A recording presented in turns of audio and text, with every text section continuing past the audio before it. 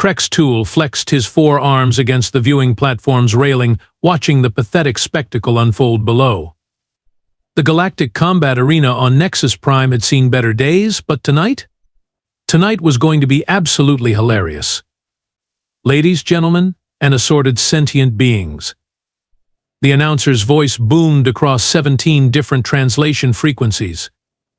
Welcome to tonight's special exhibition match. The Zephyrian warrior's mandibles clicked in amusement. Special exhibition? More like a funeral service. He'd been coming to these fights for 47 cycles, and he'd never seen anything quite this ridiculous. In the red corner, we have the reigning terror of Sector 9, the bone crusher himself, Vorth the Destroyer. The crowd erupted as a massive Krillian predator stalked into the arena. 3 meters of rippling muscle, natural armor plating, and razor-sharp claws that could slice through titanium. Vorth raised his forearms, each one thick as a tree trunk, and roared. The sound made several smaller species in the audience cover their auditory organs. Tool nodded approvingly. Now that was a proper warrior. And in the blue corner, the announcer's voice took on a strange, almost apologetic tone, from the recently contacted world of Earth, Maya Blackwood. The arena doors slid open with a soft hiss, and out walked, well, Tool had to squint to make sure he was seeing correctly. A tiny pink creature, barely reaching his chest height, strolled casually into the combat zone.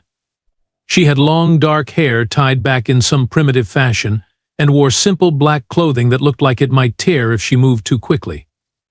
The crowd went silent for exactly 3 seconds. Then the laughter started. Did they send a hatchling by mistake? Wheezed Gormleth, a bloated hut-like creature in the next viewing box. I've seen more intimidating house pets. Cackled a group of Rigelian traders. My money's on the human lasting 14 seconds, called out a Centaurian, waving his betting slip. Anyone want to take 15? 12, shouted another voice. 10. 5 seconds and she's paced. Tool watched the betting odds flash on the arena's displays.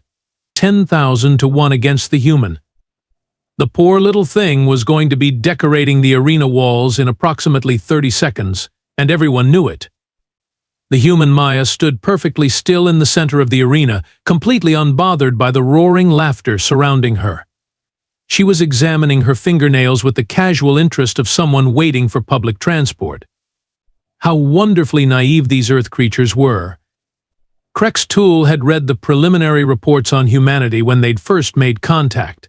Weak bone density, fragile skin, no natural weapons, no armor, tiny muscle mass.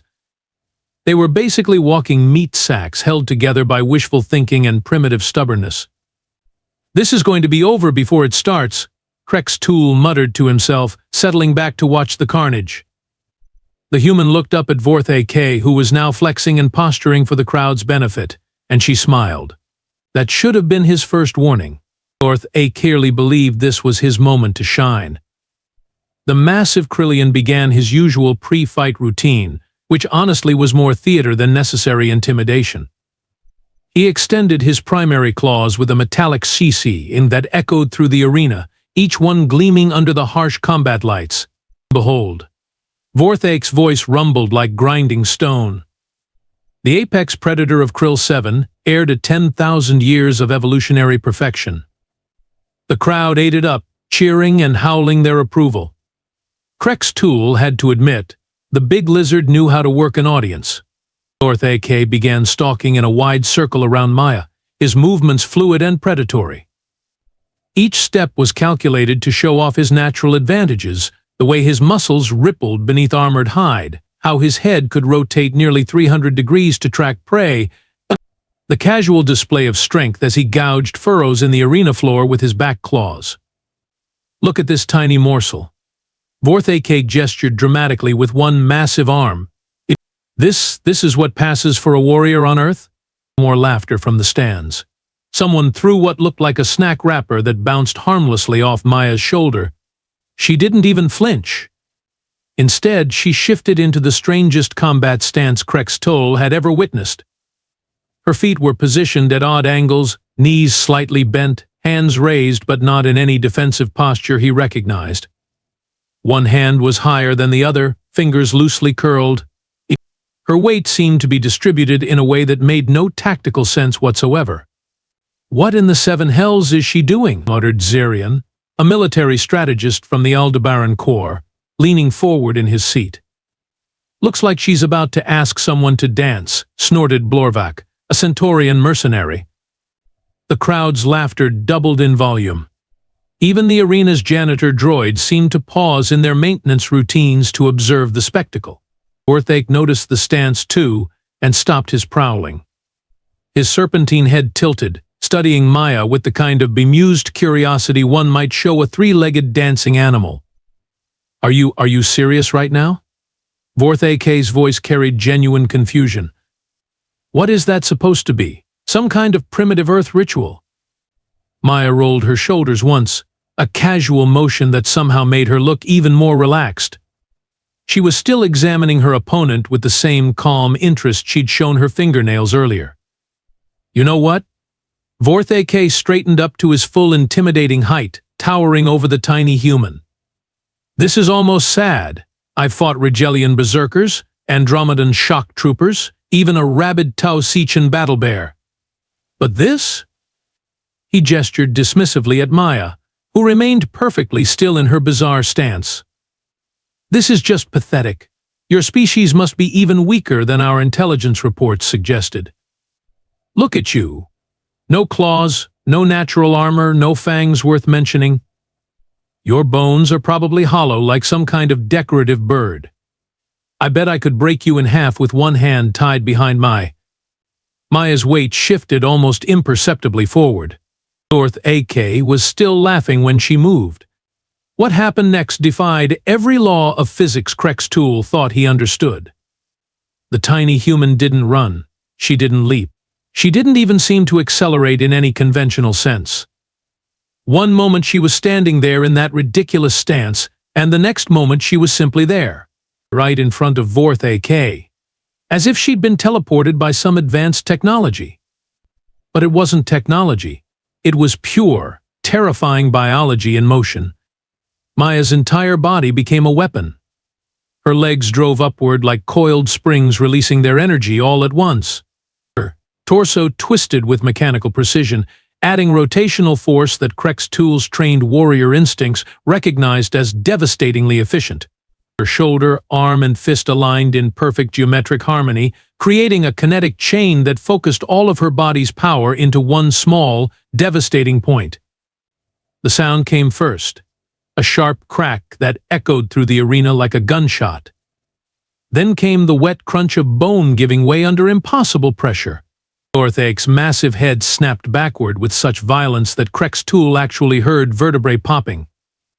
The Krillian's yellow eyes went wide, then immediately began to glaze over as his brain tried to process what had just happened to his jaw. The lower half of Vorthake's mandible hung at an angle that was anatomically impossible. Green blood spilled from his mouth as he staggered backward, all 3 meters of apex predator suddenly looking like a lost hatchling. The arena fell silent, not the gradual quiet of a crowd losing interest.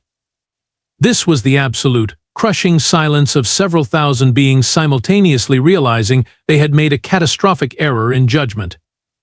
Krextool's 4 hands gripped the railing so hard he left permanent dents in the metal. His warrior training kicked in, analyzing what he'd just witnessed with clinical precision, and the results made his blood run cold. The human had moved faster than his enhanced Zephyrian reflexes could track. That alone should have been impossible. But the power behind that strike? His combat experience estimated the force required to shatter Krillian bone structure, and it was significant. Very significant. By the ancient stars, he whispered. What are these creatures? Maya had already reset into her stance, but now Krextool could see it for what it truly was. Not some primitive ritual or dancing pose. It was a combat system. Every angle, every weight distribution, every seemingly casual positioning was designed for maximum explosive potential. Vorthake was still reeling, trying to form words through his destroyed jaw, when Maya demonstrated her species' adaptation capabilities. She feinted left, and when the wounded Krillian instinctively tracked the movement, she pivoted and drove her elbow into his solar plexus with surgical precision. The impact folded Vorth AK like a broken chair. As he doubled over, Maya's knee came up to meet his descending head. Another crack. Another wet sound that made several audience members retch. But it was her follow-up that truly terrified Krex Tool. Instead of pressing her advantage with brutal force, Maya stepped back and assessed. Her eyes tracked Vorth AK's movements, reading his body language, calculating his remaining threat level with the cold efficiency of a military computer. When Vorth AK tried to swipe at her with his claws, Maya simply wasn't there anymore.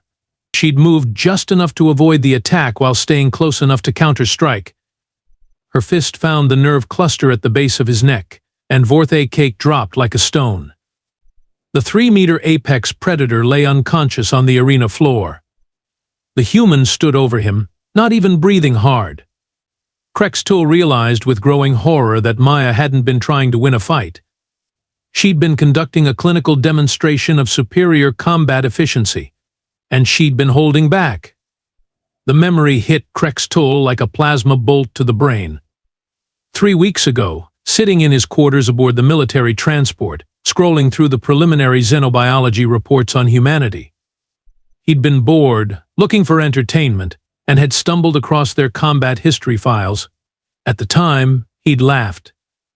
Now, watching Maya calmly stretch her shoulders while Vorth AK's unconscious body twitched on the arena floor, those files took on an entirely different meaning. Combat sports, he whispered, the words tasting like ash in his mouth. The humans had turned fighting into recreation, not just survival training or military preparation, entertainment. They voluntarily damaged each other for fun. Boxing, wrestling, something called mixed martial arts. Dozens of different systems, each one refined over thousands of years of constant warfare. The reports had mentioned that humans fought each other more frequently than they fought external threats. He'd thought it proved their stupidity. Now he understood it proved their absolute dedication to perfection in violence. The crowd was beginning to stir, confused murmurs rippling through the stands as various species tried to process what they'd witnessed. But Krex Tool's military mind was racing through the implications. Human muscle density. The reports had noted it as surprisingly high for their body weight. Surprisingly high. What a magnificently stupid understatement. Their muscles were compressed springs of destruction, optimized by millions of years of predator versus predator evolution. Their bone structure. Unusually dense calcium phosphate matrix. Translation, their skeletons were essentially organic titanium frameworks designed to absorb and redirect massive impact forces. Borgak's tusks wheezed Zerion from the next viewing platform. "Did you see how fast she moved?"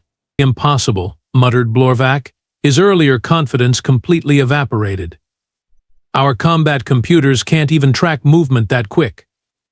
But Krex Tool was remembering more details from those files. Human adrenaline production. Their bodies could flood themselves with combat stimulants that would kill most other species. And their pain tolerance. The reports had been clinical. Humans demonstrate unusual capacity to function despite significant physical trauma. They'd documented cases of humans continuing to fight with broken bones, severe blood loss, even missing limbs. He'd assumed it was exaggeration. Down in the arena, Maya had noticed that Vorth AK was beginning to regain consciousness. Instead of finishing him off, she stepped back and waited, watching, learning his recovery patterns. "She's studying him," Krex Tool breathed. "She's treating this like a research opportunity." That's when the true horror of human psychology became clear. This wasn't just about physical capability. Maya wasn't angry. She wasn't afraid. She wasn't even particularly excited. She was conducting an experiment with the same calm professionalism a scientist might show while dissecting a specimen. Psychological warfare. The humans had invented the concept of breaking an enemy's will to fight before the actual combat even began. They'd perfected the art of making opponents defeat themselves through fear and doubt. Maya had done exactly that. Her casual stance, her complete lack of concern, her willingness to let Vorth Ake exhaust himself with posturing and threats. She'd been manipulating the situation from the moment she'd walked into the arena. "The betting odds," gasped Gormleth, his bulbous eyes fixed on the arena displays. "They're changing so fast the computers can't keep up." Krex Tool glanced at the numbers. 10,000 to 1 against Maya had become even odds in the span of 30 seconds. Smart money was now flowing toward the small human with terrifying speed. Other species in the crowd were pulling out data pads, frantically accessing galactic databases, searching for information about human combat capabilities that they'd previously ignored. Military service, someone called out from the upper tiers. Says here that Earth requires mandatory military training for most of their population. Weapon proficiency ratings, added another voice. They're trained in hundreds of different combat systems. Combat experience, a third voice, increasingly panicked. It says the average human has been in more fights by age 20 than most galactic Marines see in their entire careers. Down in the arena, Vorthake had finally struggled back to his feet, jaw hanging at that impossible angle, eyes filled with something Krex Tool had never seen in a Krillian predator before. Fear. Pure, undiluted terror. Maya tilted her head slightly, observing his distress with the detached interest of a professional evaluating a particularly interesting problem. Then she smiled. Not a cruel smile, not a predatory grin. Just a small, patient expression that somehow managed to be more terrifying than any threat display in the known galaxy. Krex Tool finally understood what they were dealing with. Humans weren't just another species. They were evolution's answer to the question, what happens when you take a persistence predator, give it tool-making intelligence, and then force it to compete against itself for millions of years? The answer was standing in the arena below, calmly waiting to demonstrate exactly why Earth had produced the most efficient killers in galactic history. The arena's emergency klaxons should have been wailing. Instead, what erupted was something far more dangerous, opportunity. "I'll take her," roared Thixmore, a Rigelian berserker who'd been sitting in the challengers section. That was just luck. Before the arena officials could intervene, the massive blue-skinned warrior had vaulted over the barrier and landed in the combat zone with a thunderous crash. His bioelectric implants crackled with energy, and his reputation for tearing opponents apart with his bare hands preceded him like a warning beacon. Maya turned to face him with the same casual interest she'd shown Vorth AK. "This is highly irregular," squeaked the announcer, but his protests were drowned out by the crowd's sudden bloodlust. 20,000 credits on the berserker. Someone shouted. 50,000 on the human. Came an immediate counter bid. Krex Tool watched the betting displays flicker and spark as the arena's computers struggled to process the sudden avalanche of wagers. The odds were swinging wildly between species as various factions tried to process what they'd witnessed. Thexmore activated his combat implants, electricity dancing across his muscled frame. He was faster than Vorth AK, more experienced, and his bio-enhancements gave him reflexes that bordered on precognitive. Maya waited.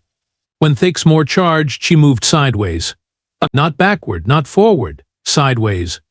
The berserker's momentum carried him past her position, and Maya's elbow found the cluster of nerve endings at the base of his skull with surgical precision.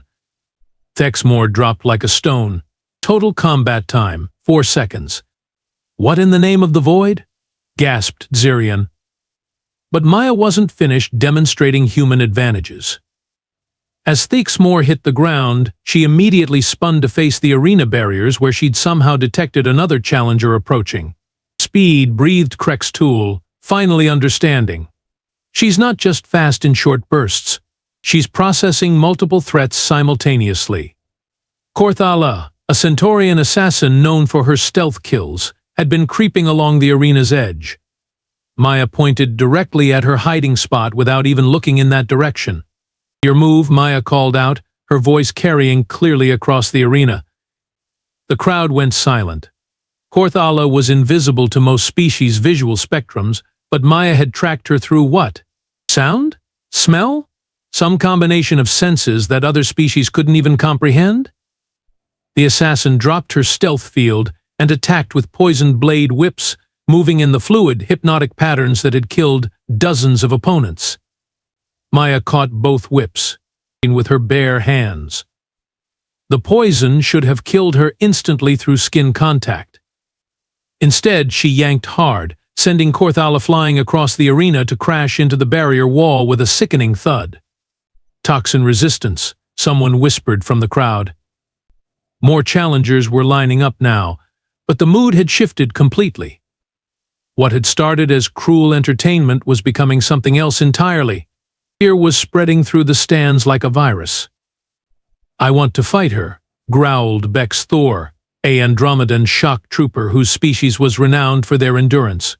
"Bad idea," muttered his companion, but Bex Thor was already moving. The Andromedan's strategy was simple: outlast the human. His species could fight for hours without fatigue, and their redundant organ systems meant they could survive damage that would kill most beings. Maya adjusted her tactics immediately. Instead of quick, decisive strikes, she began a systematic campaign of targeted damage. Joint locks that hyperextended limbs, pressure point strikes that disrupted nerve clusters, calculated attacks that accumulated damage while expending minimal energy. Bex Thor lasted exactly 7 minutes and 33 seconds before his body simply shut down from neurological overload. Maya wasn't even breathing hard. "She's adapting," Krextool realized with growing dread. Each opponent requires different skills, and she's switching between combat systems like changing clothes. The arena officials were in full panic mode now. Emergency barriers were rising, trying to contain what had become a spontaneous multi-species combat exhibition. But the challengers kept coming, driven by pride, greed, or simple disbelief. Each one fell. The crowd's cheers had become nervous murmurs, then frightened whispers, and finally respectful silence. The betting odds had stabilized at something that should have been impossible. Maya Blackwood was now the favorite in every matchup. "Ladies and gentlemen," the announcer's voice cracked with strain, "we are witnessing something unprecedented in galactic combat history." Krextool counted the unconscious forms scattered around the arena floor. 7 opponents. 7 different species. 7 different combat styles and biological advantages, all defeated by one small human who looked like she was just getting warmed up. The arena floor shook. Not from crowd noise or failing equipment, but from the deliberate, measured footsteps of something massive approaching the combat zone. The emergency barriers parted like curtains, and through the entrance walked a living nightmare. Gorath Moas. Krextool had heard the stories, but seeing the arena champion in person was something else entirely. 4 meters of crystallized bone and muscle, with natural armor plating that had deflected military-grade plasma weapons. His species, the Korvathians, were siege engines given sentience. Gorath Moas hadn't just been undefeated for 50 cycles. He'd never even been wounded. "Now we see what these humans are really made of," someone whispered from the crowd. Maya looked up at the towering champion and did something that made Krextool's blood freeze in his veins. She grinned. "Eee!" Not a smile, not a smirk, a full, genuine grin of anticipation and delight, like she'd just been presented with the galaxy's most interesting puzzle. "You have impressed me, small one," Gorath Mos rumbled, his voice like grinding mountains. "But your rampage ends here. I have studied your previous engagements during my approach. You rely on speed and precision against opponents who underestimate you."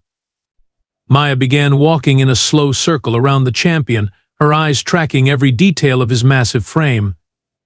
Krextool could practically see her mind working, cataloging weak points that probably didn't exist. "I will not underestimate you," Gorath Mos continued. "Nor will I give you openings to exploit. I will simply overwhelm you with superior mass and endurance." "Interesting theory," Maya replied, still circling. "But you're making one critical mistake." "And what is that?" Maya stopped directly in front of him, craning her neck to meet his glowing eyes. "You're assuming I fight fair." What happened next redefined Krextool's understanding of combat creativity. Maya didn't attack Gorath Mos. Instead, she grabbed a handful of arena sand and flung it directly at his optical sensors while simultaneously dropping and rolling between his massive legs. Gorath Moas, temporarily blinded, spun to track her movement, but Maya was already behind him, using his own bulk as cover.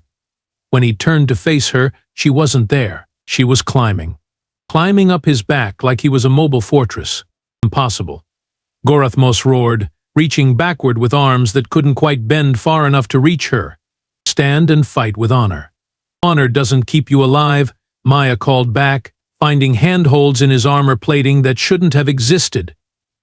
The champion threw himself backward, trying to crush her against the arena wall. Maya leaped clear at the last second, landed in a perfect roll, and was back on her feet before Gorath Moas had finished his impact crater. But instead of pressing her attack, Maya did something that made the crowd gasp. She helped him up. "You're hurt," she observed, noting the stress fractures in his armor from the wall impact. Gorath Moas stared at her in confusion. "You? Why would you?" "Because this isn't about killing you," Maya said simply. "It's about proving a point." When Gorath Moas swung at her again, Maya didn't dodge. She caught his massive fist, absorbed the impact through her entire body, and used his own momentum to redirect the force back at him. The champion stumbled, off balance for the first time in decades. Maya's next move was pure human ingenuity. She grabbed Gorath Moas's arm and used it as a lever, applying precise pressure to joints that evolution had never intended to bend in that direction. The undefeated champion of 50 cycles tapped out. "I yield," he gasped, respect clear in his voice. Maya released him immediately and stepped back. "The thing about humans," she addressed the silent crowd, her voice carrying to every corner of the arena, "is that everyone always focuses on what we can't do. No claws, no armor, no natural weapons, but you never ask what we can do." She gestured to the unconscious forms scattered around the arena floor. "We adapt, we improvise, we survive things that should kill us, and we learn from every encounter. You call us soft, but softness is just another word for flexibility." Maya looked directly up at Krextool's viewing platform. "These and flexible things don't break. They bend. They find new ways to solve old problems. They turn weaknesses into strengths and make allies out of enemies." She extended a hand to help Gorath Moas stand. "The next time you meet a human, remember this. We're not dangerous because we're strong. We're dangerous because we refuse to stay beaten." 3 hours later, Krextool was still gripping the viewing platform railing, watching arena maintenance crews carefully load the unconscious challengers onto medical transports. His 4 hands had left permanent dents in the metal, but he couldn't bring himself to let go. Everything he thought he knew about combat, about species hierarchy, about survival itself, had been shattered in the span of one evening. His communication device was buzzing incessantly. News feeds from across the galaxy were already carrying the story. The Deathworlder upset at Nexus Prime. Human defeats 8 galactic champions. Combat paradigm shifted by Earth female. But the headlines that truly worried him were the ones starting to appear on military channels. Recruitment offices flooded with human applications. Defense contractors rushing to Earth system. Emergency session called to discuss human-military integration. Maya had disappeared through the arena's exit tunnels 20 minutes ago, escorted by a growing entourage of species representatives who had suddenly remembered pressing business opportunities on Earth. Krextool had watched her leave with the same casual stride she'd entered with, completely unbothered by the chaos she'd unleashed. Gorath Moas had personally requested her contact information. For future training opportunities, he'd claimed, though the respect in his voice suggested something closer to worship. "Sir?" Zarian appeared at Krextool's shoulder, datapad in hand. "Military command wants your assessment report within the hour." Krextool finally released the railing, flexing his cramped fingers. "What am I supposed to tell them, Zarian? That we've been categorically wrong about everything?" The preliminary analysis suggests humans have been deliberately downplaying their capabilities during first contact protocols, Zarian continued. Strategic deception on a species-wide level. Of course they had. Krex Tool almost laughed at the elegant simplicity of it. Show up looking harmless, let everyone underestimate you, then reveal your true capabilities only when absolutely necessary. It was psychological warfare on a galactic scale. The betting houses are in chaos, Zirian added. Some species are requesting emergency re-evaluation of human threat assessments. Threat assessments? Krex Tool turned to face his aide. They're not threats, Zirian. They're the solution to threats we didn't even know we had. Through the arena's transparent barriers, he could see the maintenance crews still working. One of them, a small pink biped-in maintenance coveralls, was efficiently directing the cleanup operation with the same calm competence Maya had shown in combat. Another human. Change the report classification, Krex Tool said quietly. This isn't a threat assessment anymore. It's a recruitment opportunity. As he walked toward the exit, Krex Tool made a mental note to revise every xenobiology textbook in the Zephyrian military database.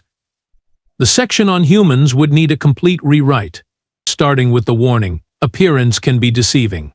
Approach with respect, engage with caution, and never, ever assume you understand what they're capable of. Outside the arena, the first transport ships bound for Earth were already loading passengers. The galaxy had just learned a very expensive lesson about judging species by their appearance. And humanity's real introduction to galactic society was only just beginning.